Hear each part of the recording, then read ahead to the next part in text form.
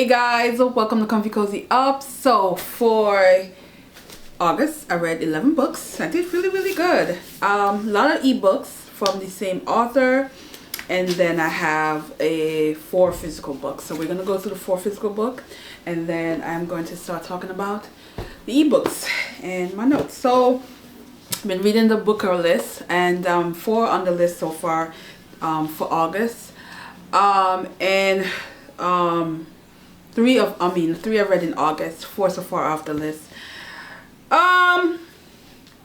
Loved one, really loved one, and the other 2 was just wow. So let's start with Headshot, Rita Bullwicken. So this one was okay. I didn't hate it, but it didn't give me enough. And this is a story about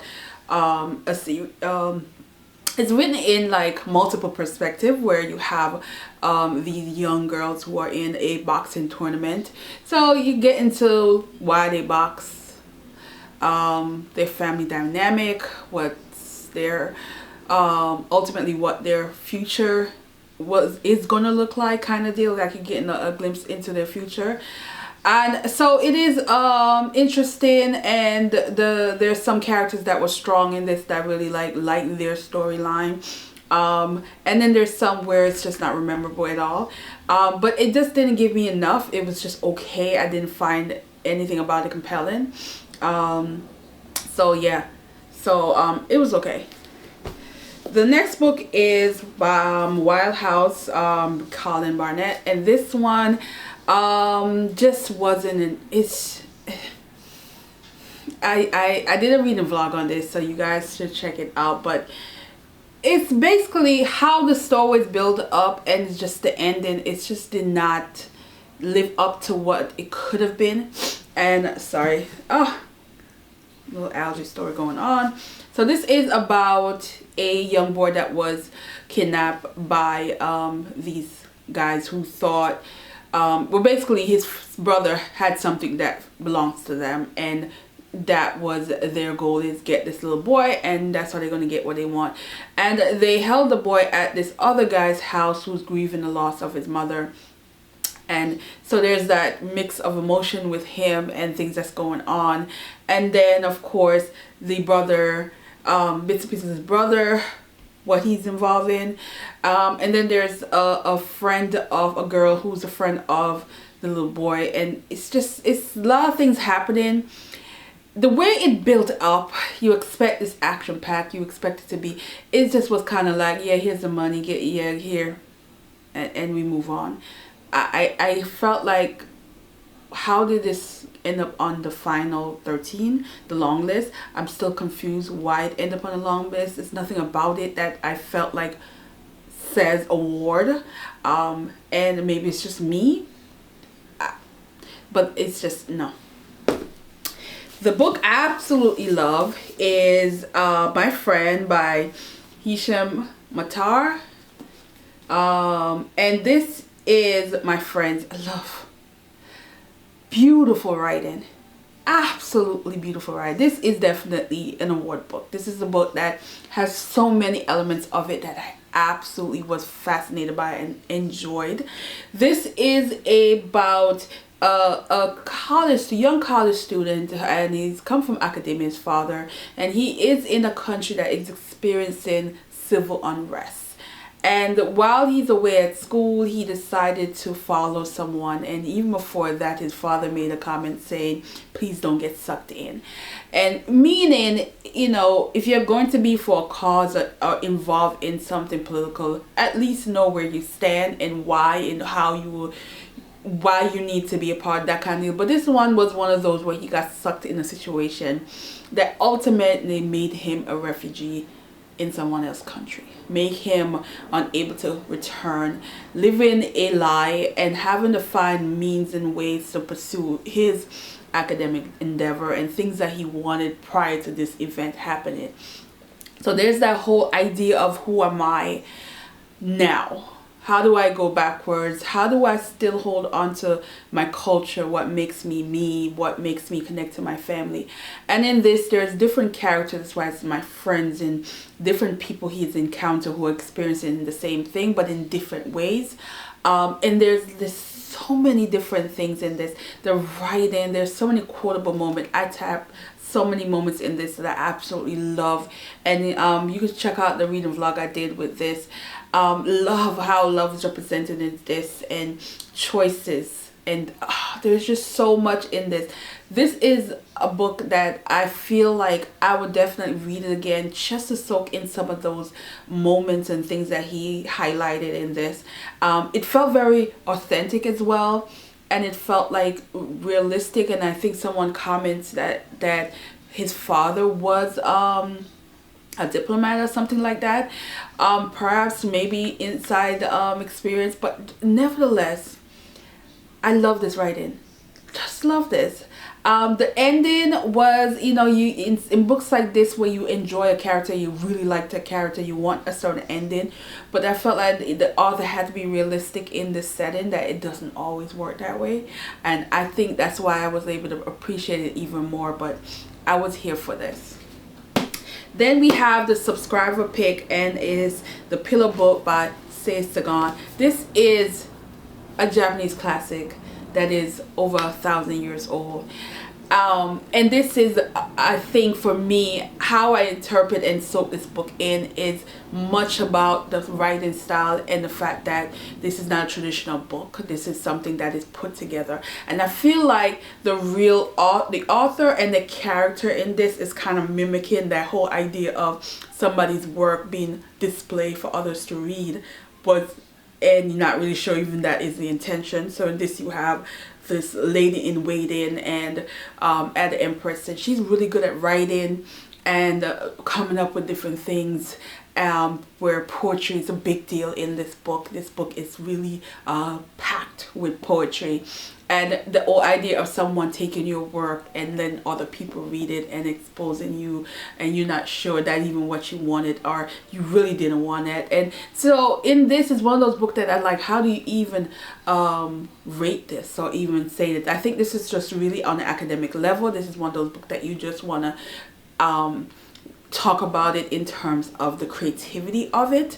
And I feel like this is very creative in terms of those who were able to find bits and pieces of the manuscript and put this together to make a storyline that really wasn't really a storyline in itself. So I was able to say, whoever, I forgot who actually suggested this from the jar.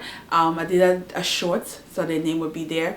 I just love that you guys are able to expose me to books like this, because I think this is one of those books that is a necessary read.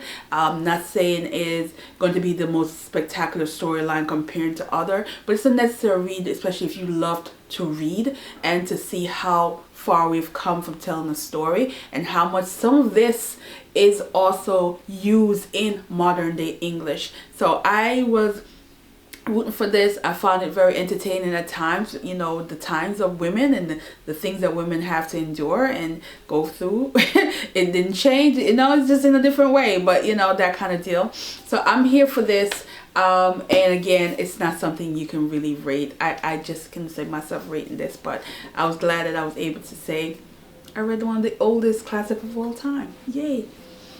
Alright, so now that we did all of those physical books, let's get into the ebook. And the ebook is we talking 7 books, all from the same author, which is Grace Huffington. And I think we're going to do some series. So we're going to do some series on this book, on her books that I've read. Total of 12 books that I've read right now. I'm in the second series. I only read 1 book, which I will talk about in that series. But we're still in her world. All 12 books are still in her world, somewhere or another, where they're connected by family or connected by this triad, that kind of deal. But we're going to talk about it. I'm going to not go too much in detail, because I think I want to do a video dedicating to each of the series and what I loved about them, that kind of deal. It's coming, but let's go ahead and start with the Dominoes. Now, I read Liam in July, and Liam is the connection for the 2 Dominoes here where I'm starting off, which is Domino Effect series. It's 2 books. They're twins, Ledge and Law. And Ledge is the more quiet of the brothers. He's the one that's a little bit more subdued, but again, all the brothers are alpha. All the brothers are very much take charge. If they're with you, they're taking care of you. I mean, if they have it their way, you wouldn't work, that kind of deal. But at the same time, I just love the whole idea of them. So with Ledge now, his story was the most, I would say, the hardest in terms of what the subject line they were dealing with. And one of the reasons why is because I picked this book up years ago, maybe 2 or 3 years ago, and I never finished it. I'm glad I didn't, because it wouldn't have given me the same feel I have now, because I know who they are. I know the connection. There's things that were being discussed in this book that I understood now because I read Liam, a part of the previous series, and that whole brothers in that previous series, which would have showed up in these two, and I wouldn't have gotten it, especially lost situation. So I'm glad I waited. Now in Ledge we have Halo, and Halo experienced something really bad in her childhood, and it affected her and prevented her from being outside in the world. She cannot step outside the door physically. It makes her sick. She's fearful. She doesn't go out. She only has one friend, which is the neighbor that looks out for her. So this particular day, she wanted to experience something different that wouldn't connect her to that particular day. That day, something drastic happened to her that changed her life forever, and she wanted to have a new meaning, a new experience to kind of not where she can focus on and not so much of that tragedy. So she decided she wanted to go out, she wanted to meet someone and just be, and it just so happened to be Ledge. And little did she know that in that moment, that pleasure and happiness, somehow the memory of the past would come back to her. So when she finally left him, she stayed in the house for months. You learn now, months later, he sees her in a grocery store with a big belly that says she's pregnant. He's now doing all his calculation, and something's not adding up, and realizing that his child. But how do you go in and be a part of a woman who's scared of the world, who's scared of everybody, who's fearful of leaving her home house? How does she even get the medical help she needs? And how are you going to break the walls without jeopardizing her safety? And this is what makes this story so hard to really read, because the trauma in this book is heavy. And for this, I was just like, oh my goodness, how he had to basically find a way to even, and then you see how he grabs his siblings, and how his siblings were able to find ways to help and get the therapy she needed and everything. Beautiful love story, but it's like heavy. It is heavy. The subject line is heavy. So I think, you know, be caution before you read it, if this might be a triggering book for some people. So, but nevertheless, I liked how it worked. Then we have Law, and again, they're twins. So Law now is the opposite. He is the menace. He showed up in every book after this. The menace. Like, he is loudmouth, talk crap, doing the most, and he met his match. This is how you have Clue. All the female, she's my favorite. Smack, she talks smack, she says what she wants, she will cuss any other brother out. She's gonna get what she wants, but at the same time, she's protective. When she became so thick in the family, she is the protector in the family, and she's gonna make sure everybody's good. Boss lady kind of personality, but she will cuss the brothers them out, and it's just like, you know, there's that comment they will say sometime, hold back your dog. Because she's like ready to charge, and they like telling Law to hold back his dog kind of deal. But I love her, and she is in this she goes by many names. You know, you got Siren, which is her stripper name, and then AKA Black, which is a nickname he gives her because he didn't know her name. But she's not a stripper because she needs to be. She's a stripper because she got passion for dancing. She loved the thrill of it, and she makes a lot of money. She wanted to do something with it, which you learn in the story, what she does eventually. But I love how he pursued her. He wouldn't stop. It's that tension between them because they're both alpha. So it's like, you know, when you got two alpha going at it, it's going to be crazy. And that's just how it is with these two. Absolutely love it. I was in awe of them always going back and forth with each other. But in this, Laura like messed up and got caught up in a situation that he didn't tell her about. When she found out, she was pissed. There was that moment too where I'm like, poor Luca. If you a previous video I talk about Luca, which is another brother for this, had to like, oh no, you better stop. You can't do that. But he was ready to like go crazy talking about she leaving me, that kind of deal. I love the passion he had for her, but it was just two of them, two alphas together. Yeah, crazy. I love it. I love how they got through it, and I love how she's just in the family and thick of it. So now we got the Berkeley bread, and these are Dominoes as well, but they are siblings, so they're cousins to Lord and Ledge. And for them, it's, you have these four brothers that have been through a lot.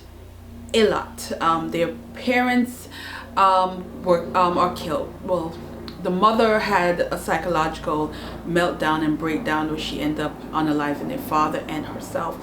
And one of the brother actually was able to see the scene, and it affected him. But it affected all of them. One brother had to basically take care of the family. You have one other brother who gravitated to words and things that he bonded with his mother with, and that also let him have those psychological moments as well. And then you have the younger brother who decided that he's going to go to college, he's going to become this therapist, clinical therapist, and he wanted to make sure none of his family would ever experience what his mother experienced, get the proper medical help, medication, everything in his power. The thing is, they're all alphas, they're all aggressive, and when they do meet that woman that is able to break through that wall, it's like an obsession, and also plus or minus to it. The first one is Malachi, and Malachi experienced a lot because his wife was killed, and he came home seeing his wife on the floor and their daughter crawling, crying, and that haunted him for 2 years, where he wanted to know who did it. But he isolated himself, become this person that's living off the grid in a farming situation with his daughter. And Ozzy is like that kid who is older than her age. She's not even, she barely a little over 2, she almost 3, but she's not at that age to even comprehend some of the things that she's saying. But he's teaching her adult things, don't keep secrets, adult secrets, don't, certain things he's teaching her that is, to me, is too much for that age. But that's all he knew, and that's the only way he knew how to protect her. And so what we have now is this kind of magical realism for this one, which is so weird because it's the only one that's like that in the series. And what we have in this is a case of where he is introduced to a woman named Air, and Air now was in a coma for 2 years. The same night as what happened to his wife, she was in a coma, and woke up now 2 years later with memories of his wife, memories of him, memories of the daughter, and she doesn't understand why she's having these memories. But she knew she was compelled to go to them who she doesn't know anything about, but just these memories, these dreams that she's having. And while she's there, at first it didn't connect to when she realized what was happening to her, and she told him there's that thing where he's healing, trying to heal, but the rage of not knowing who did the situation was too much for him, and he was unable to even see past certain things that was happening. It's a beautiful story. It is a story about healing, but it's also a story of coming to grip with that thing that makes that's in that dark place that needs to come out, that kind of deal. Absolutely thought this was good. Love Air in this. I thought she was just a perfect character that is just, yeah, I was here for her. Then we have Milo, and Milo is the youngest. He is the one that did not switch to that lifestyle, the crime lifestyle. He became a doctor, and driven by what happened to his parents, driven by protecting his family, making sure that no one is going through the same thing his mother went through and not getting the proper help. So he's always looking, lurking, watching them, wants to know their location, wants to know everything that's happening with them, because he's that protective person. But he never really settled down, and the one person he wanted to settle down with, it didn't work. And this happens to be someone he met while he was in school. She's also a doctor, and she is, an OBGYN, and she is wanting to have a child. She had that age now, ready to have a kid, but she knew she's not in a relationship. There's no one prospect. Her heart still belongs to him, but she's never going to tell him that. So it was like agreement where, you know, whether it's probably better for her to go with him because he made that suggestion. Okay, let's have the child together. We don't have to be together. We just have a child and I'll be there. But we got to do the old-fashioned way, which was not a good idea, but at the same time, neither one of them was going to say no. So that happened, but it's like, this was the frustrated one. It's all of them. This was the one where I felt like communication could have went a long way with these two. They wasted so much time without telling each other what they want and being clear.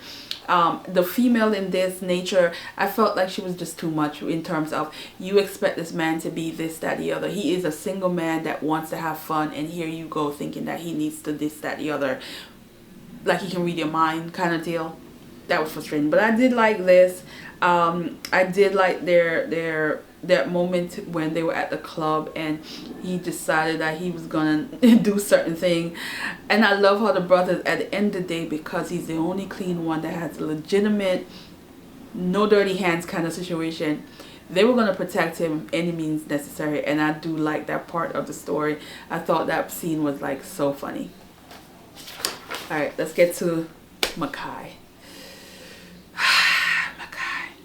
Makai and Glazer. Makai is the one that is in the thick of the lifestyle, in the thick of it. So he chose not to date, not to be in any serious relationship with anyone because he wanted to protect anyone, his family, and he didn't want to put anybody in a situation that he can't protect them.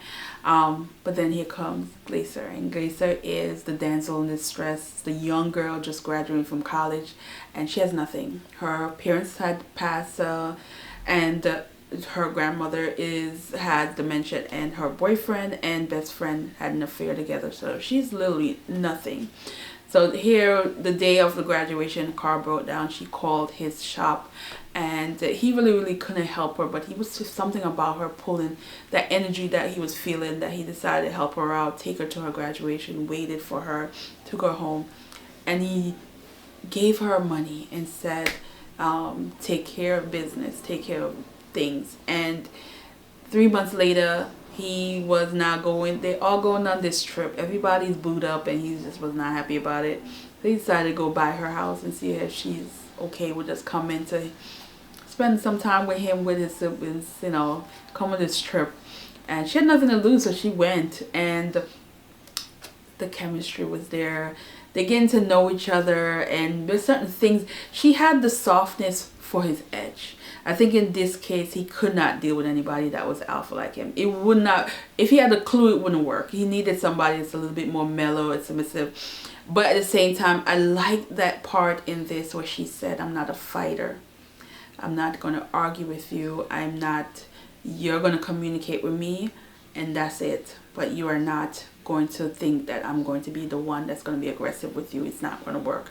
Because he approached her in a scene where I think he so used to a certain kind of woman, and I think he thought that was it. And I felt like, oh, that was a moment for her. That was a moment for her. Like, I'm not fighting you. I'm not arguing with you. You're gonna either come with me respectfully and talk to me, or you're gonna leave me alone, kind of deal. And I love that. However, he loved hard, and when her past came to knocking on the door, and she was put in a situation that she could not do anything about, and he could not protect her, it took the other side of him out to where he started thinking about those in his family that he lost, and he became kind of an overprotective beast. Like, he was such a person that was willing to risk it all to protect her, even giving her up if he had to protect her. And I was just like, it just got crazy, but crazy good, that you didn't know how it's going to end. And she kept this storyline to the very end, that you don't even know what's going to happen to the end, and how it happened. You're just like, oh my God, oh my God. There was also a point in this where I felt like you cannot read this out of sequence. you have to read it in secrets, because had you read Mercer before this, you're gonna get spoiled, because there's a particular thing that happened at the very end that I feel like you absolutely have to be like in the moment and not be spoiled by it, because it's just a beautiful moment that was captured at the end, and I really like that. So yeah, all right, give me a minute.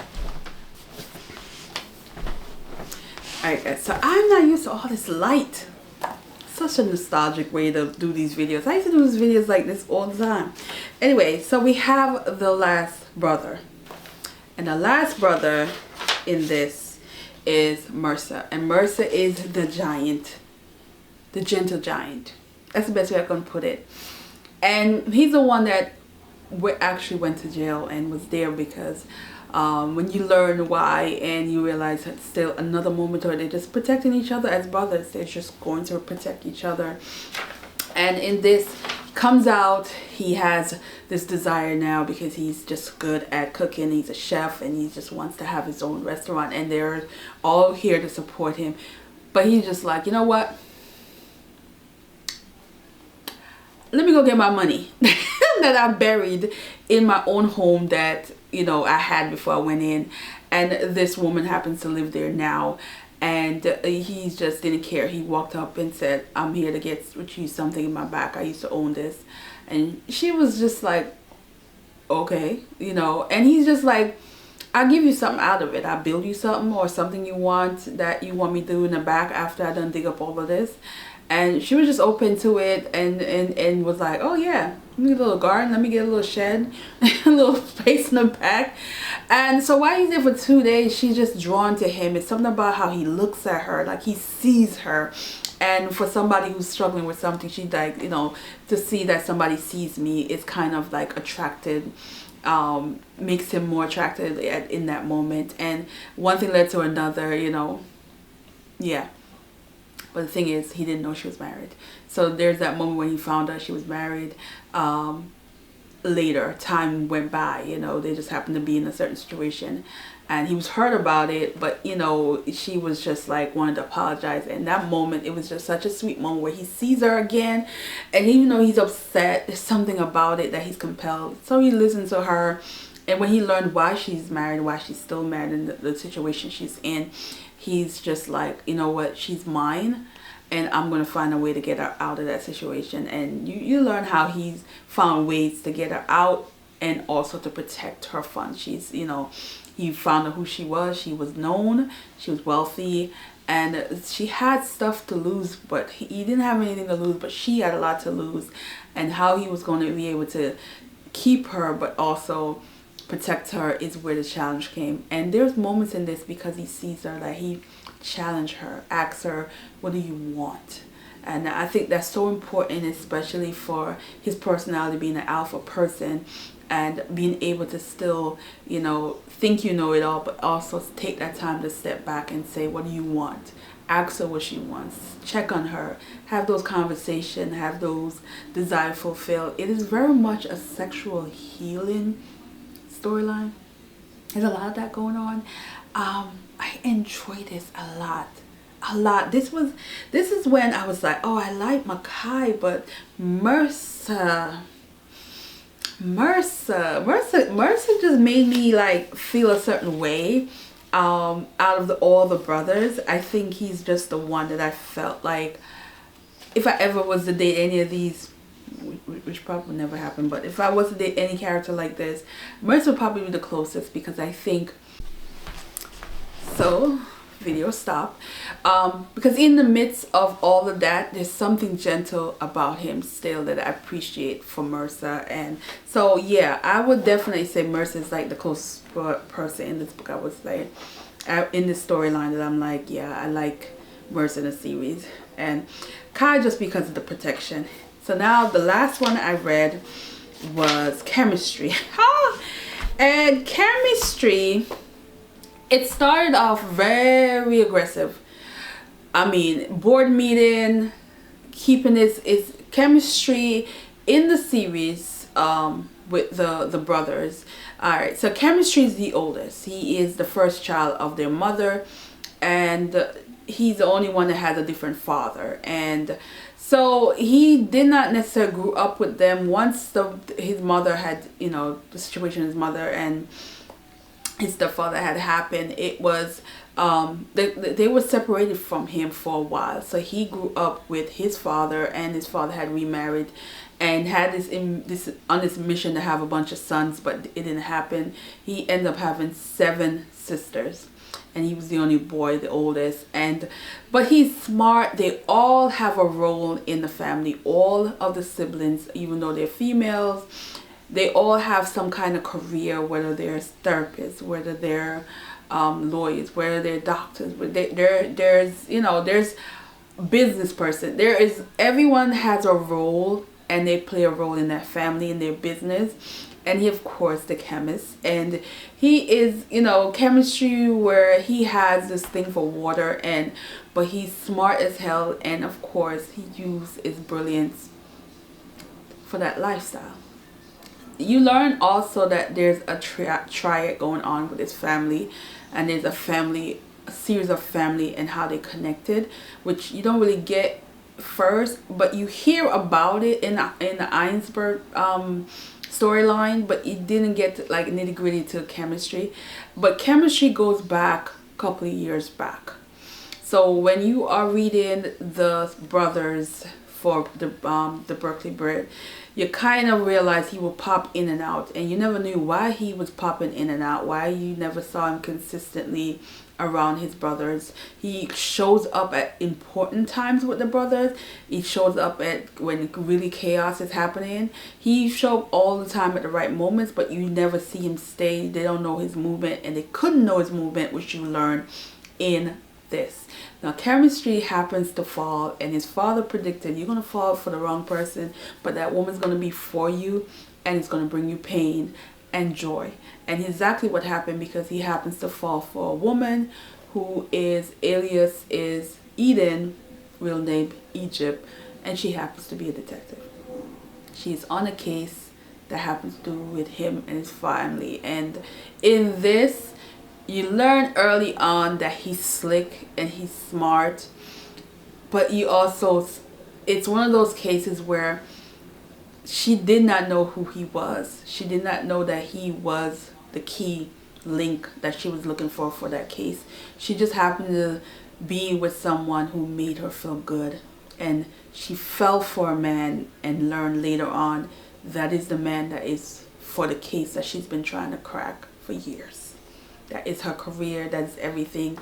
And how is she going to continue being with a man she loved, knowing who he is, knowing his criminal background, knowing the family and everything. And she's being introduced to the family. She's being around.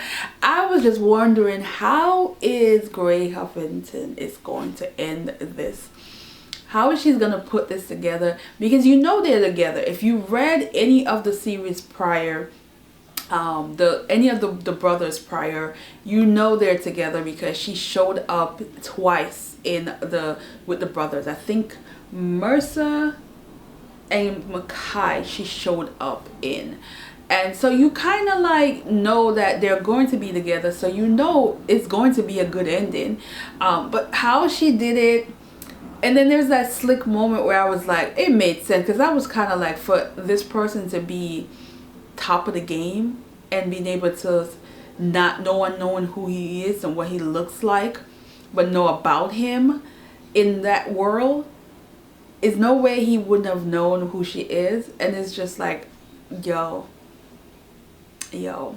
I love the sisters. I can't wait to read Rather is the second book. She is the therapist, the one that can go through people's brain and do things. I love Roulette in this. It's the sisters have weird names, and they're all gonna have their spin-off, because their part in this, because this is called the Grey List, and which is the sisters and him on the list, and it's 8 of them total. So I don't know how many books she's gonna write, because I think that's a long series, but I'm in the thick of it. If I'm getting through 12 books in 2 months. Yeah, bring it on, bring it on. I want to see how this is gonna go.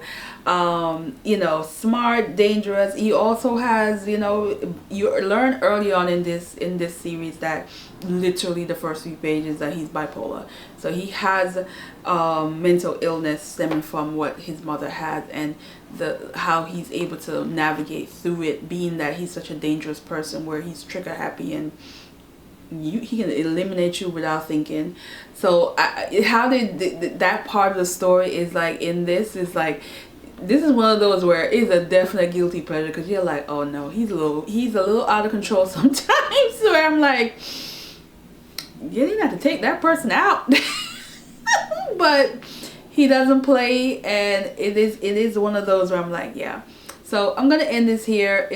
I'm enjoying this world. I'm enjoying Huffington. I'm enjoying her. She's definitely an author that has given me that guilty pleasure, because these are absolutely guilty pleasure. So I'm gonna end this here, and I am going to, it's one of those long videos because it's a lot of book to talk about, and I'm going to continue with the booker list. I have a few more books, and I think the 16 or the 17, I can't remember what date is when the short list coming out. So I'm hoping I've read some of the books on the short. Let me not say that, because I'm hoping 2 of the books that I've read do not make the short list because they weren't good. So I'm hoping some of the other books I have are hidden gems, and I would be okay with it. But for right now, we're going to end this video, and I am going to edit, and I'll see you guys in the next one. And let me know if you have read any of the Huffington books, how you like it. Again, it is a guilty pleasure, so for y'all moral police people, do not put that book up. It ain't that kind of book. It ain't that kind of romance. It is gritty, raw, and very smutty. All right guys, see you in the next one. Bye.